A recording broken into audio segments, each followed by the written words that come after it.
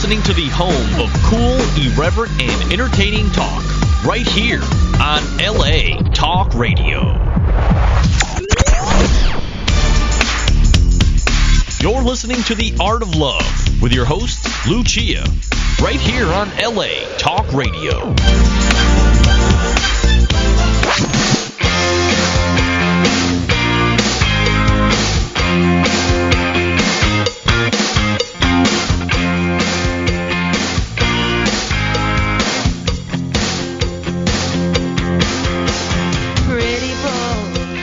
Hello and welcome to The Art of Love. My name is Lucia. I'm your host and a dating and relationship expert.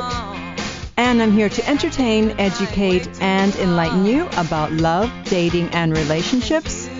Take your live calls, answer your emails, and speak to authors of books which I find interesting.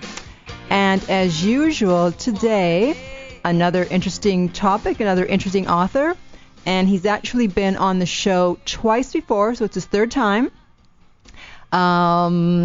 His name is Your Royal Flyness, and the book is Tweet Her and Meet Her.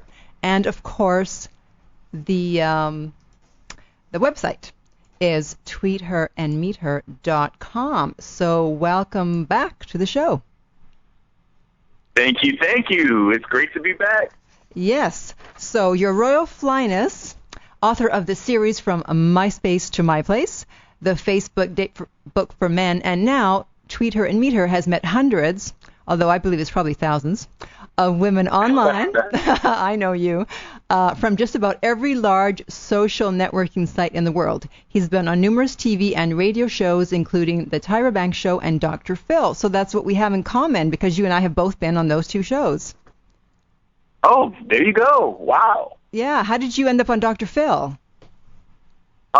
It was somewhat similar. I had inquired. They were actually already doing a show on social media, so I sent in an inquiry, and they just ate it all up. They loved the books, and they wanted to bring me on, particularly because of a relationship that I had where I met the woman, and we sort of broke up online, so it was a pretty high-profile thing. Oh, you broke up online? Like, what do you mean? Well, actually, what my ex used to do was, whenever she would have an issue in the relationship, or if she had a problem with me, instead of just talking it out and hashing it out in person like normal people do, she will run to Facebook and she would just change her relationship status. Oh. So, that in itself caught the attention of the show, and that was part of the reason why we were on. So, see, she was actually good for you, actually. Absolutely. Hey, and I had to handle it properly, so it's all handled. So it's funny because I'm a bit dyslexic, or maybe I'm just totally dyslexic and I'm in denial. And so when I was writing the page for today's show, I switched the title around. And it ended up being Meet Her and Tweet Her. Well, that's in reverse. And I actually tell guys not to do that. A lot of guys, they'll meet someone in public and then they'll take it on to social media. And I don't really suggest that. I really think that you're going backwards. The object is to use the internet and bring her to an in-person meeting. Exactly. And you certainly know how to do that. So for the few people out there that don't know what Twitter is, and I was actually just on it 2 minutes before the show starts because I'm obsessed with it, what is it? Okay, well, Twitter, basically, and I get this a lot, too. Matter of fact, I just traveled to Puerto Rico. There are a lot of people over there who hadn't really heard of Twitter, or if they had, they just haven't used it. They're still pretty heavy Facebook users. But basically, Twitter, what is Twitter? It's basically, the easiest way I could put it, the way I describe it is, it's like a diet version of Facebook. It's basically just a status feed. You have 140 characters to put out what you're doing, maybe any interesting news, maybe a link, and you hit enter, and then you see who likes it, who replies back to you. But what the beauty of Twitter is that you, I guess when you first sign on, because I know when I first registered, I'm like, what the heck is this? Right, me too. So Yeah, but then, after, people start following you and you start following other people, they actually can see what you're updating. You can see what the people you're following. You can see what they're, putting on their timeline, which is like a public account of all of your updates. Then it becomes a more worthwhile experience. So, all the people out there, all the men and women out there, if you're not on Twitter yet, give it a shot. Just start following a bunch of people, and you'll kind of get the knack of it. That's the easiest way I can describe it. Yeah, I know. I signed on in 2009 for the first time, and I felt like I was in no man's land because I wasn't following anybody because I didn't know anything about that. And I had like 3 people following me, and I'm like, this is weird. I don't know, what is this, But then once I really got into it and I got the hang of it, now it's like I love it. Right. Yeah, it's that sort of site, you just don't really know until you try it. That's right. So, of course, when they hear about your book, of course, people are going to be saying, okay, is he trying to teach men how to play women and take advantage of them? Right, yeah. And, I get that so much. And I anticipate that question so much to the extent where in each of my books, obviously, yes. But in each of my books, I have a disclaimer section. It's like right after the table of content. So you know immediately, like, what the heck I'm going to be talking about, and you also know, you know the deal. So basically, I'm teaching guys to be what women actually want. Because I tell guys at first, you have to have integrity. A lot of guys, for instance, they lie. They'll put out the whole relationship, I want to be with you pitch, where many times they might just want some booty, or maybe he wants to be with her long term, but he's just going about it in the wrong way. So I just instruct guys on how to, kind of quote unquote spit game accordingly. Mm-hmm. And you have done it with 3 books. Actually 4. This is number 4. Oh, because you wrote the one for women. Of course, I forgot. Yeah. Yes. The Ladies' Guide and the Men's Guide to MySpace, from MySpace to MyPlace. Also, the Facebook Date Book for Men, and this is book number 4. And I know what number 5 is going to be. Uh-oh. What's your guess? It's going to be Link Up with LinkedIn. You like I don't know about that one. I don't know. We'll see, though. We'll see. Time will tell. Yes, you probably will, because, that's just the natural next choice. What else are you going to do? The 2-step at Foursquare? Uh-oh. I usually don't put out my project beforehand, so we'll see. Exactly. You're not going to tell. I know. I know you're up to something. Okay. So, yeah, it's interesting that because I never thought of Twitter as a place to meet people. I just thought of it as a place to go get your news, see what's up, and I never thought of it for Twitter. So you're saying you can actually meet people on Twitter? Absolutely, absolutely. It's much easier than people think. It's much easier. Again, once you get the knack of it and you know how things work, it becomes pretty easy. I think people tend to look at all social networking sites in the same way. The reason why I have all 4 of these books is because each networking site is somewhat different. You cannot approach Twitter the same way you would approach Facebook. Twitter is very much a public website, so you have to make sure that you tailor your messages accordingly. You can't put all your business out there. You can't, say, you don't want to divulge too many details about your personal life because it makes you look bad. And public perception is very, very key on Twitter, which is not quite the same way on Facebook because it's very easy to just message someone on Facebook. Twitter, a little different. Yeah, and luckily, since you only get 140 characters, it kind of stops you from making a fool of yourself most of the time. Sometimes, but, then again, people manage to do it all the time. There have been many celebrities, for instance, who've gotten themselves in very big trouble. 50 Cent, Chris Brown, a lot of people have kind of put things out there that shouldn't have been there, and they've been reprimanded for it. So people have to be careful. That's right. Yeah, don't tweet when you're pissed. Or drunk. Or high. Exactly.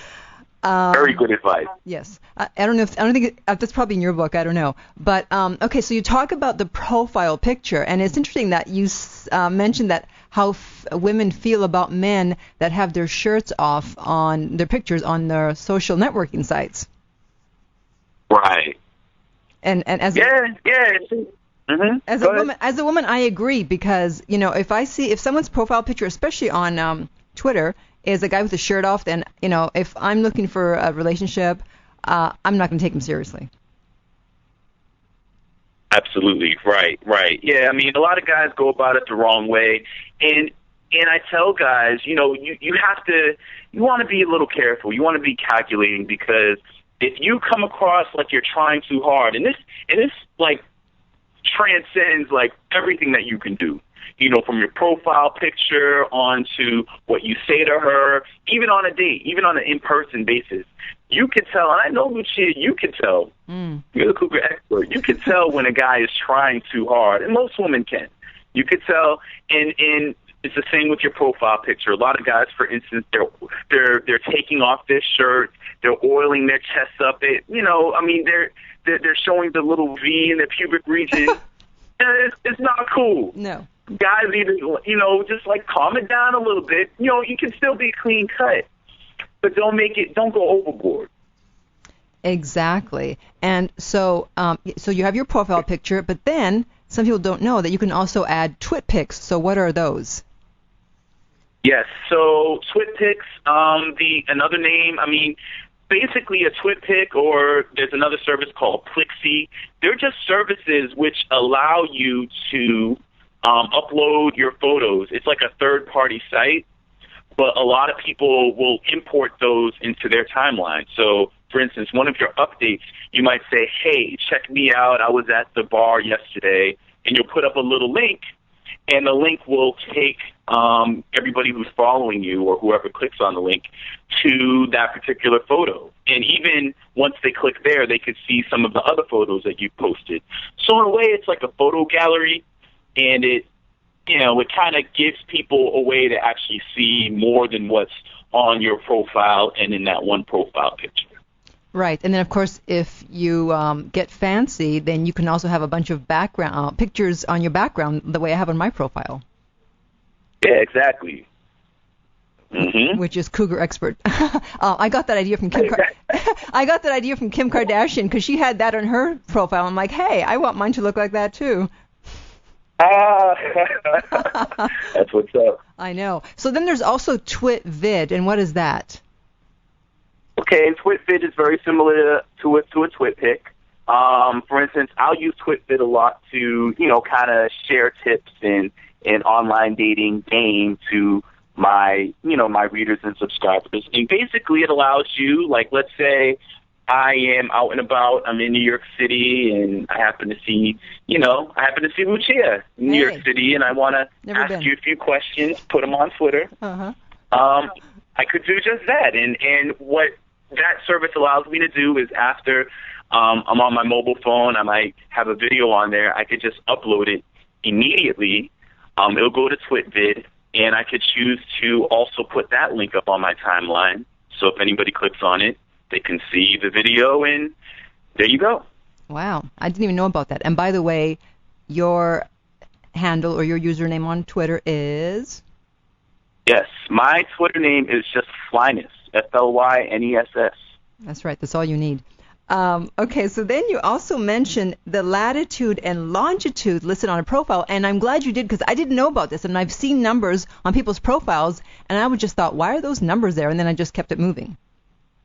Right, and this is so important. This is important on many levels. I don't care if you're looking for a job. I don't care if you're looking for a lost loved one, or if you're looking for a booty call, or if you're looking for a husband or a wife. It doesn't matter. You need to know this. Mm-hmm. All right. So they call it geotagging, and basically this is something, for instance, a lot of BlackBerry users have a service called Uber Twitter. A lot of people have, a lot of these different mobile applications for their smartphones, for their BlackBerries, iPhone, Android devices, whatever. And basically, when you're setting up Twitter on your mobile device, there is a feature that a lot of them ask you, hey, do you want to turn on geotagging or do you want to turn it off? Geotagging, basically, it's able to map your location pretty specifically. Sometimes people don't want their exact location because I don't. Right. So I'll do it like within like a 1,000 meter radius. That's still too but it generally tells people where you are. So based on those 2 coordinate numbers, you can actually take those numbers, put it into Google Maps, and it'll tell you where that person is. Mm-hmm. And so that helps you meet people because? Yes. Well, what you can do, Twitter is actually changing very, very quickly. So, like, I think even nowadays, I think probably in the last month or two, you won't even really see those numbers in people's profiles anymore. I think Twitter automatically translates those numbers into cities and states. So you can see where someone is, not even necessarily if they put it in their profile, but because Twitter automatically knows. But it's important because what I always tell people is when you're meeting someone online, it's very easy to get caught up with someone who lives 10 states away. Mm-hmm. In my opinion, that's not cool. Because it's not really feasible. I mean, it's cute and everything, but unless you're dealing with Donald Trump or Bill Gates money, who has the type of, time and energy and everything else to be flying in and out of California if the other person lives in Florida? It's not practical. So the geotagging is important to figure out if that person's actually within your vicinity. Right. And, okay, so do you want to go over a list of what not to do when you're trying to meet someone on Twitter? Oh, man, where could I start? The beginning. It starts, I think at the very beginning, it starts with your profile. A lot of people are like, well, what should I say? What pickup line can I use? Everybody wants a pickup line. Yeah. And I understand that. And I used to before, I developed a knack game. But, it starts with your profile. So your profile biography, it shouldn't be anything like totally off the wall or crazy. I would say stuff like, for instance, if you're a guy who happens to like breasts, and if you're kind of perverted, if you like Playboy, whatnot, I mean, what guy doesn't, right? Mm-hmm. But you don't want to go ahead and throw that in your biography, and believe it or not, a lot of guys do. A lot of guys just don't think. And they'll put, I want to meet Jenna Jameson in the profile info. And that's not really the business. What you should do is just keep your profile bio somewhat short, somewhat mysterious. You could even say like a cool guy from Southern LA, having fun, seeing what's going on Twitter. It could be something that simple. Mm-hmm. Your profile statement isn't designed to be that long anyway, which is actually a good thing. Also, your picture, again, we already talked about it, but it should be clean cut. You should, be somewhat clean. You don't have to be in a full suit, but as long as you're clean cut and whatever you're wearing, nothing that's wrinkled, I think that's a good general rule of thumb. And when talking to women on Twitter, generally, especially in the first note, you don't want to compliment her, especially you don't really want to compliment her on her physical characteristics. And when I say that, like, oh, baby, you are so beautiful, and wow, look, you're so curvy, wow, and you're sexy. Now, you don't want to do that. Right. Women enjoy it. But is that really going to get you closer to meeting her? You just kind of sound weird. No. So those are some good things to start off with. I mean, a lot of people, like, they start, they fail at those few steps. A lot of people are like, well, what do I say, or how come I'm not getting any positive responses on Twitter? And I'll go right to their profile, and I'm like, man, I don't even have to see the lady. I'm looking at your profile, and there are a few things that would probably throw a lot of women off. Mm-hmm. So those are the main ones then to look up. Also, you said your handle, your username should be not too sexual. Absolutely, yeah. Your username shouldn't be too sexual. A lot of guys, they choose names that are, I would say, leaning more toward the gay side of things, which is not bad if you're gay. Uh-huh. But if you're trying to meet women, this is not the book for you. Right. So a lot of guys, or if not gay, maybe perverted. So a lot of guys might have like, daddy long stroking, or 9-inch male, or something like that. male as in M as in Mary, M-A-L-E. Like, that's not cool. Oh, okay, got it. Wow. Yeah. You know, you have a lot of and I know, you know how I know, because I've seen them. So, you know, all you have to do is look. I mean, there's a ton of guys who are, you know, overly sexual, and it's not attractive to women. It's to most women anyway. It's not something that is going to make another woman look at it and say, wow, I'd love to get with him. Yeah, right. You know, these guys just have to calm it down. Yeah, a lot of guys just have to calm the heck down before, you know, actually getting into the whole dating arena of Twitter. Yeah, and if I can add one more thing, tweeting too much. Wouldn't that be a do not? Absolutely, yes, because it takes away a certain degree of mystery. If you're on Twitter 24/7, 365, it's like, damn, doesn't this dude have a life? You know, and another thing that I caution about in the book, and I guess a little bit later on in the book, is if you're having an actual exchange with a woman on Twitter. Let's say you message her at 6 o'clock. Then she messages you back at 7 o'clock.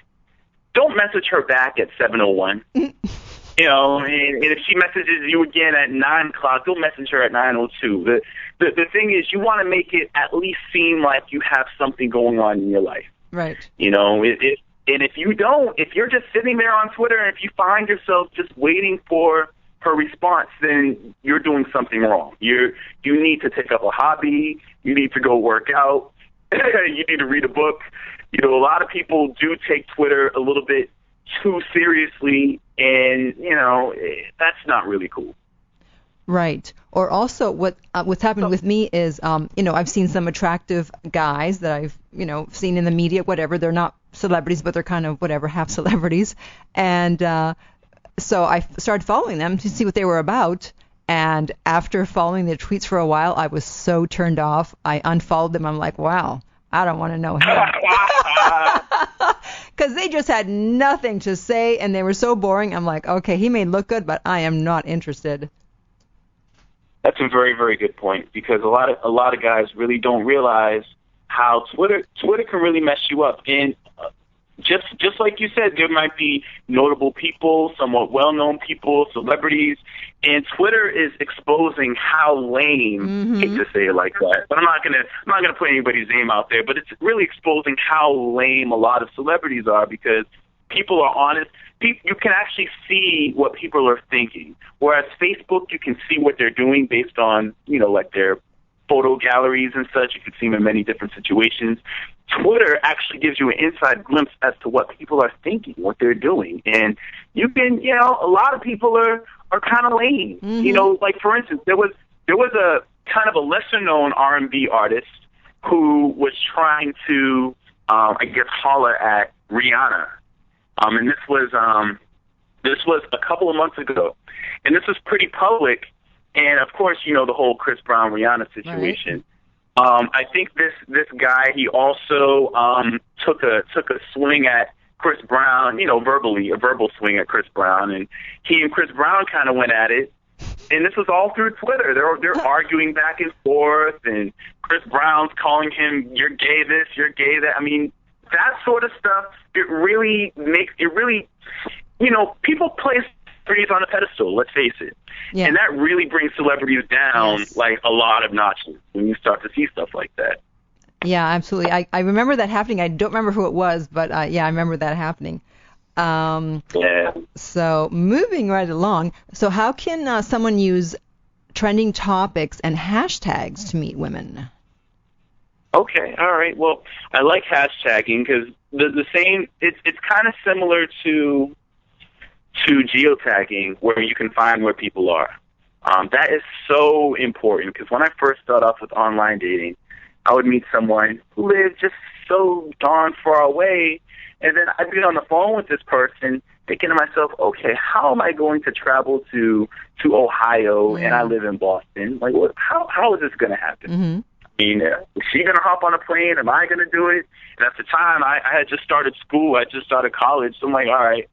Now, my textbooks, let me see. I got to pay for my textbooks. Am I going to, like, skip a payment and go fly to Ohio? You know, wasn't practical. Mm-hmm.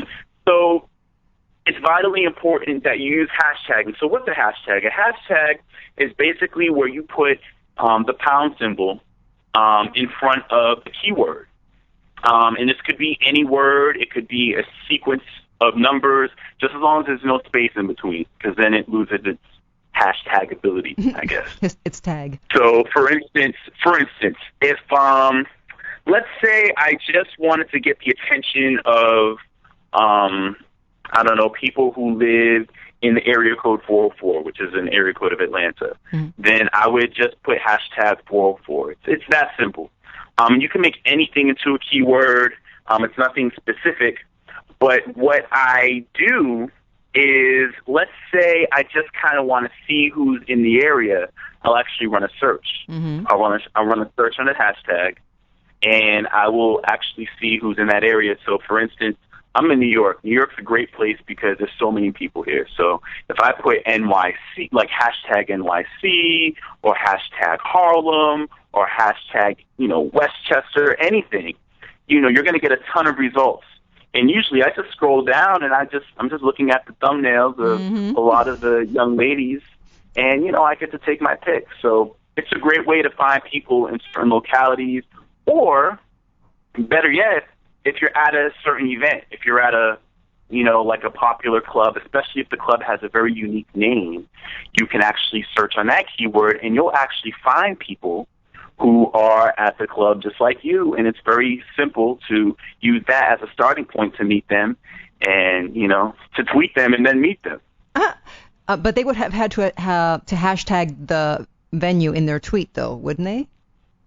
No. And as a matter of fact, I think, and this is what I don't know. I don't know if Twitter made that a new feature or not, but no, not necessarily. The hashtag actually finds other people whether they use it or not. So the hashtag, I think, is almost invisible, right? So if you search on a word, whether or not it's hashtagged or not, I believe the hashtag is ignored.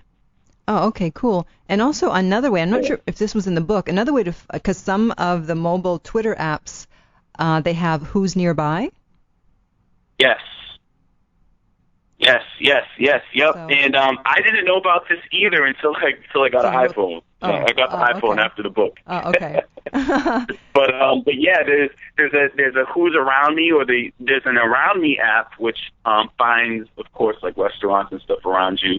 But there's also one very similar for Twitter on a lot of these applications, and you can actually find Twitter users who are in your vicinity. So it kind of makes the whole locating people way easier. Yeah. Just go on there, look at the pictures, and like, okay, where is she? Where is he? Exactly, yeah. So if you see someone who's cute, all you have to do is keep turning the pages in the book, and it'll guide you right through the conversation. Okay, so give me the 3 Ds of meeting women on Twitter. Oh, man, wow. You said 3 Ds. Well, that's what you wrote in the book, so. Okay. I don't know. I actually don't know the D's offhand. Uh-oh. You might have to start with the first D. Give me the first D. I don't have the first D. I figured you knew what they were. I don't even remember the first D. I didn't write them down. I usually do, but this time I didn't because, you know your stuff so well. Where's your book? You better dig up your book real quick. Well, okay. Well, I'll kind of look through it now. But just in general, when I went now just in the process of writing the book, what was funny is, and this is the same with writing all of these books, I've done the internet dating thing so much that it's so easy to kind of do things second nature, where I'm explaining it to people. I'm like, man, I have to actually come up with a way to explain how I did that.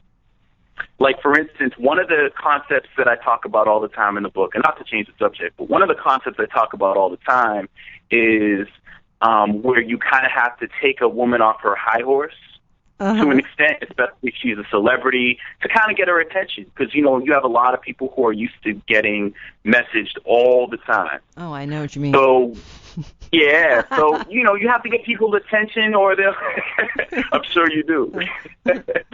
So, you have to find ways to get people's attention. So, like one of the concepts I do a lot is I kind of break her down and build her up again, but I really didn't even think about it until, people started asking me, so how do you get how do you get their attention? Like what's the process? And I had to think, okay, how am I doing it?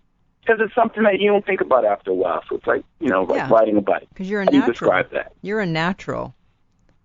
I practiced. I was not always a natural, but, I did start quite a bit of time ago. Right. So, all right. So I found my 3D. So the 3D, good. Finally. I do remember that. It is dialogue. So these are the 3Ds of meeting women on Twitter. It's dialogue, it's dialing, and dating. It's very, very simple. So first off, with your dialogue, you have to make sure that you have a good, fluid conversation exchange. Of course, I describe that in detail in the book. But in your dialogue, you're having like a back and forth. Your first message typically should be something to grab her attention depending on her type. And earlier on in the book, I talk about damn near all the types of women. Maybe you found yourself in there as well, Lucia, somewhere in my description. Maybe. I don't know. But depending on her type, you grab her attention and you kind of initiate a dialogue. Then the second part is dialing, because you want to get to the point where you're so fluid in your conversations that you're able to move it from, tweeting her back and forth to getting her into a direct message exchange. So what's that? In order to direct message somebody, and direct messaging is basically just private messaging someone where other people don't see it. Because on Twitter, everything is public, like your timeline, everything. Mm-hmm. So if I happen to see a beautiful woman online, I'm like, wow, let's say it's Kim Kardashian. I'm like, wow, Kim is fly. How do I go about it? Well, the first thing I would have to do is I couldn't just message her without anybody seeing it. I would have to put out a public message. So that the stakes are a little higher. So you have to, I would probably say something to knock her off her high horse a little bit, or maybe if she needed a suggestion on something, I would give her a very creative answer. Mm-hmm. So I would get her attention that way. Now, provided she wrote back, I might make another comment or suggestion or elaborate on what I said previously. Then at that point, sometimes, a lot of times, what happens is, especially if the woman likes you or is curious about you as well, she might follow you. So, of course, you follow her back, as the guy. Mm-hmm. And then once two people are following each other, then you have the ability to direct message that person, whereas you can send, and they call it a DM or direct message, and then that way you guys can have like a little exchange, behind the scenes, so to speak. So within the whole goal of the 3Ds of meeting someone is to get to the point where you're dating them. In order to dial them, you do have to get them off Twitter. So the whole DM exchange, I recommend maybe 3 or 4 exchanges, maybe up to 5. Within 5 exchanges, you definitely want to move it to the phone, and that's at the point you get it to dialing. And from that point, with dialing, and I'm kind of an impatient guy, usually after that first conversation, we have a date set up. Wow. So, dating. And you mentioned something about you tell guys to, on the public timeline, to say, follow me, I want to DM you something. Yes. There are times where you have to be a little bit more direct. Sometimes, and it depends on the woman, it depends on the situation. I, of course, prefer for a woman to follow me, after I first message her. And sometimes that happens. Many times that happens. Mm-hmm. And that's how you can kind of at least begin to gauge whether or not she is attracted to you and wants to take things further. Like, okay, wow, she followed me. Or maybe she's just interested for whatever reason. Just take it and run. See what happens. Other times, though, it is necessary, particularly if she's popular, or maybe, you just kind of want to see where things go. So you could say, yeah, listen, you seem cool. Follow me. I want to DM you something, and you might want to be a little bit more bold. Yeah, in fact, someone did that with me. They must have read your book. And and I really don't follow a lot of people because I take my Twitter seriously, and I don't want people getting in there and saying things that I don't want to read. So so I thought, okay, I'll just follow him until he tells me what he needs to tell me, and then I'm going to unfollow him. And so I did follow him, but he didn't DM me. And then he was one of the guys that had too many tweets. He was tweeting every hour, so I unfollowed him. And then I get a message saying, "Why'd you unfollow me?" See, that's an issue, and there's a balance because in the book, I do this over and over again in the book because I do it over and over again in person, and I always tell guys, look, stop obsessing over who's following you. The only purpose into asking a lady to follow you so you can DM them something is just that. Just because you want to have that private DM, that's it. There shouldn't be any obsession over who's following you or just your followers in general. Because, of course, the higher or the more amount, the more followers that you have, a lot of people, feel pretty great. Hey, I have 4,000 followers on Twitter. Okay, wonderful. But that really doesn't matter in terms of your prospects. But if you are dealing with a lady one-on-one, it is helpful that she's following you so you guys can have that private exchange before she gives you her number. Because obviously, no one's going to put their number in their timeline. Right. Obviously. Now, what about, you said you can know if someone is on Twitter? When someone is on Twitter? Yes. Well, right. You have a general idea because you can see how quickly they reply to messages. Because your timeline, every time you post an update, for those of you who aren't familiar with Twitter, it's very similar to Facebook in that when someone puts an update or updates their status, you get to see how long ago they posted that status. Twitter is like Facebook on crack in that people are updating constantly. Yes. Whereas Facebook, you put up an update maybe every 3-4 hours, maybe. It's not uncommon to see people update their Twitter statuses, every couple of minutes. It's not uncommon, or at least for a certain period of time. Right. Like maybe for a 30-minute interval, you might see someone put up like maybe, 10 updates. Mm-hmm.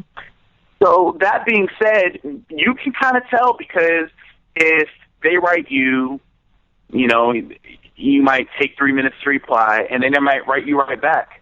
That's how you can tell that they're online and they're actively looking at it. So there's no online indicator, but there are ways to kind of tell if someone has been online recently or is probably online looking at your stuff right now. And so then how does that work to one's advantage when they're trying to meet someone? Okay, it's a huge advantage. I prefer it that way because if they're online, then shoot, you can just move things a little quicker. Mm-hmm. I think and I noticed this in the past, even before Twitter, with different websites, like for instance MySpace. Before MySpace enabled instant messaging, you would message someone and sometimes that person won't get back to you for 4, 5, 6 days, and it's not necessarily because they're not interested, but it's because they don't log on often. Right. So it slows things down. So if someone's online, and I talk about this in the book, I've not only met women off the internet within, an hour, 30 minutes. With Twitter, I did this last summer. I was meeting women like within the minutes, like within a minute or two, like in person. And I talk about that in the book. And a lot of people are like, okay, now you're BSing me. Come on, Rico, what's going on? You can do it with these mobile applications because, like I said earlier, if you're at a particular place, there was a big party that I was at in Toronto, and I was actually like by the bar, and I went on Twitter on my phone, and I actually, put in the name of the club in the phone, and I ran a search, and I saw some really attractive women. I'm like, wow. So then I tweeted like maybe, a dozen of them, and about 4 or 5 actually wrote back, and I ended up, kind of meeting them. So at one point I was like, hey, I'm by the bar, and I'm like right around the corner. I'm wearing the whatever, and it worked out that way. So there are ways. Yeah, you can get really creative with Twitter. Twitter's a powerful tool if you know how to use it. I know. I'm seeing that. Wow, you are very creative. So when you're at this venue, and the same venue, so what did you put in your tweet to get their attention? It kind of depends. Like, for instance, if, you want, again, the way I approach them on Twitter is a little different, only because, of course, it's like a public timeline. So I'll say something probably a little bit less hitting, but at least something that will get their attention. Like, okay, this guy isn't just saying this to all the women. So I'll say something like, like, for instance, let's say I search on the keyword of the name of a club. Let's say I'm searching for the Hippodrome. I think that's a place out in Rhode Island somewhere. I don't know. Mm-hmm. But let's say I'm searching for the Hippodrome. So I'll put Hippodrome, and I'll hit the search button on my little Twitter app. And all the occurrences of Hippodrome will come up on my screen. So most likely, most of the entries that I'm seeing are from people who are actually at the same club that I'm at the time. Right. So I'll see that probably, maybe I'll scroll down the list, and let's say I see a woman named Erica who has, hey, I'm at the Hippodrome with my girlfriends, and I'm having a great time, right? Uh-huh. I'll say, jackpot, bam. So then I will hit the @reply button, and I will proceed to message her, and I'll say something to the effect of, it's nice to see that there's some attractive girls here. And I'll put like a little wink. And that's it. It will just be subtle. Just subtle, but it will be there. Now, in many cases, especially since she's there and she's texting or tweeting from there, she'll be checking her replies. They call them replies, or her mentions. Mm-hmm. She'll be checking those fairly often. So it's not uncommon and in this particular case, this woman, her name wasn't Erica, mm-hmm. but let's just say Erica's checking. She might say, oh, this guy, Linus, is kind of cute. And he said that, and I think he thinks I'm cute, so maybe, hey, So, in this particular case, she wrote back, she was like, oh, you're here too? What's your name? Where are you from? And by that point, I already know when the game's over, Lucia. Like, mm-hmm. I mean, that's easy. Mm-hmm. I mean, I'm sure. People complicate it, but it's really that simple. Wow, I'm going to try that one. Mm-hmm. Next time I'm out somewhere. Okay, so then we have the 5 things you should avoid at all costs on Twitter. Do you remember what those are? Oh, my God. There's way more than 5. I think I picked, like, the 5 that were... Yes, you put it. That's from but I remember... I'm sure there's more let me see. Well, one of the things I can remember offhand is just being too available. A lot of people, just like you said, they tweet all the time. They message women too quickly, and I really blame this one on the guys, because women, I think most women have it like down to a science on how to at least appear a little bit occupied, even when they aren't. Mm-hmm. Like, for instance, I've had a lot of women, and I think this is actually in that book, I'm sure you probably read it, called The Rules, that was written, in the 70s? The 90s. Yeah. Oh, well, I don't know when it was written. It read like it was written in the 70s.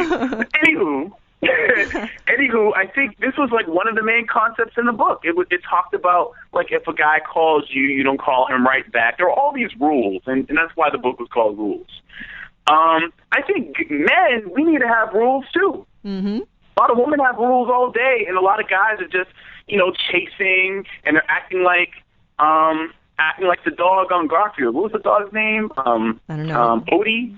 Uh-huh. A lot of guys are acting like Odie, running around with their tongues out, just chasing all kinds of booty.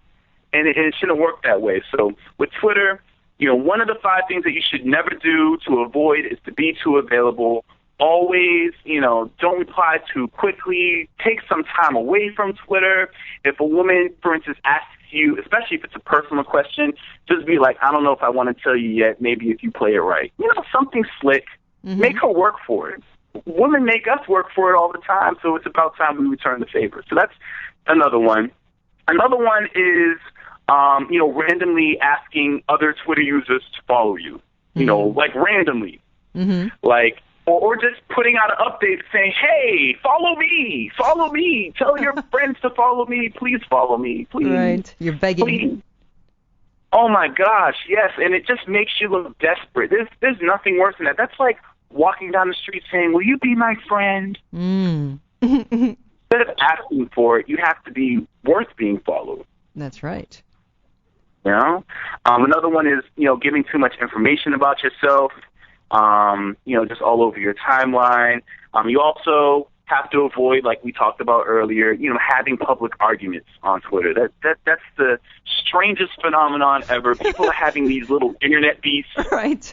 I mean, nothing makes you, I mean, it's entertaining. You'll probably get followers out of that, but it's for the wrong reason. You don't really want to do that. And the last thing is being a groupie. So if you know, Kim Kardashian, we talked about her, Nicole from the Pussycat Dolls, these are popular women who have scores and scores and scores of groupies, you know, male groupies online, guys who are just trying and trying and trying to get at them.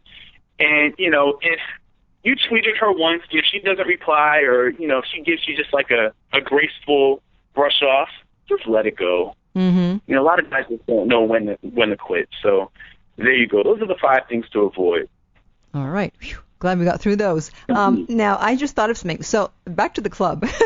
So let's say you're looking to see who's nearby on your app, and you see, let's say, 5 women you want to contact. Now, if you write to each 5 of them on your timeline, and then I go check your timeline, I see you've written to 4 other women, you know, it's like, I don't want to write you back.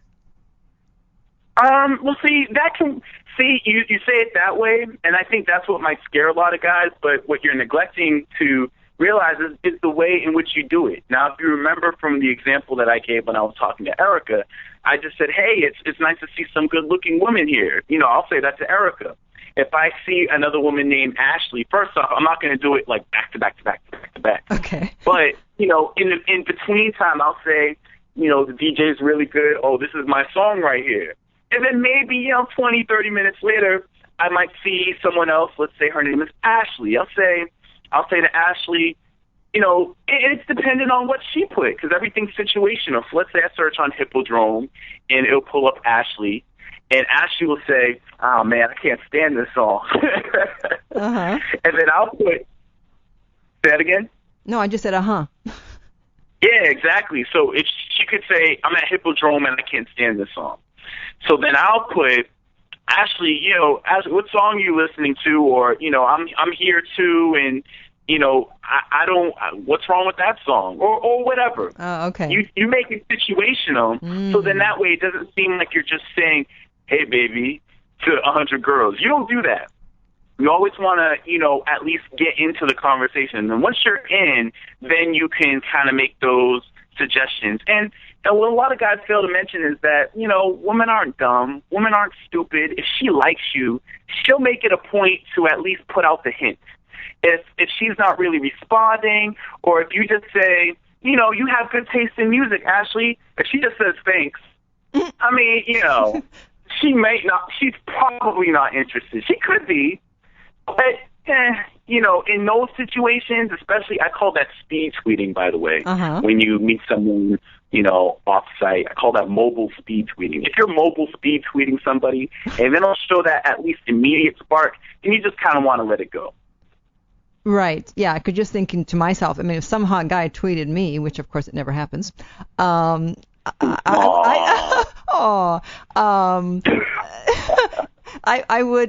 wouldn't just say thanks if I was interested. I'd try to engage in conversation.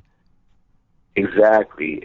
You know, I mean, you know, if a woman is interested enough, she may not, you know, run up and approach you, but she'll certainly facilitate, you know, good conversation.